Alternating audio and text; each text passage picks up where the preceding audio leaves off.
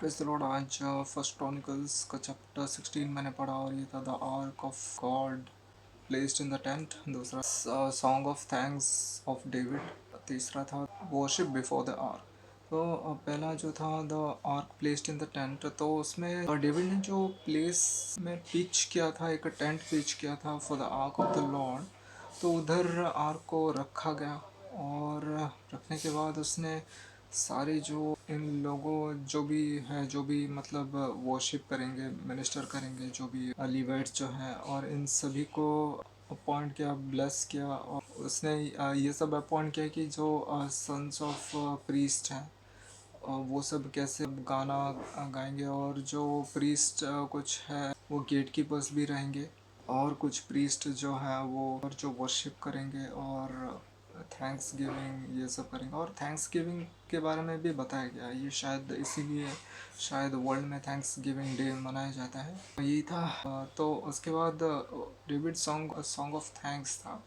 तो उसमें डेविड तो मतलब पूरे ज़ोरों शोर से और पूरे दिल से निकला हुआ ये लग रहा है उसने जो जैसा गाना लिखा है, गाना गाया है, वो ये बताता है कि give thanks to the Lord O people of Israel, O people of holy one, for you are the chosen one, क्योंकि आप ही सिलेक्टेड हो, जिन्हें मतलब प्रभु ने इतना दया और इतना शक्ति से तुम्हें अभी तक जीवित रखा, और तुम्हारे दुश्मनों से तुम्हें सुरक्षा दिया, और उन्हीं का नाम ही सबसे ऊंचा रहना चाहिए, और उन्हीं को प्रेज़ और थैंक्स करो, क्योंकि उन्होंने ही जो डिसाइड किया था, जो उन्होंने अब्राहम को कहा, अब्राहम के बेटे आइज़ाक को कहा, फिर आइज़ाक के बेटे जेकब, जिसका नाम इसराइल है, उससे कोवेनेंट रखा, और ये कोवेनेंट अभी तक है। और उन्होंने तुम्हारे जो दुश्मनों को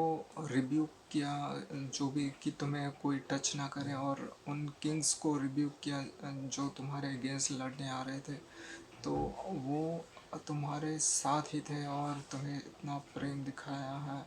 और क्योंकि उनका प्रेम अपार है, एवरलास्टिंग बी हिज लव, उनका ही प्रशंसा करो, पूरे दुनिया भर में उनकी प्रशंसा करो, और ये कहो द लॉर्ड रेन्स, और पूरी दुनिया को पता होना चाहिए, पूरे अर्थ को, पृथ्वी को पता होना चाहिए कि ही इज़ द लॉर्ड, और तुम जो अभी तक कैसे आश्चर्य काम करने वाला वो है, ये बात वो जाने। तो ऐसा कुछ था, और उनका प्रशंसा ही था।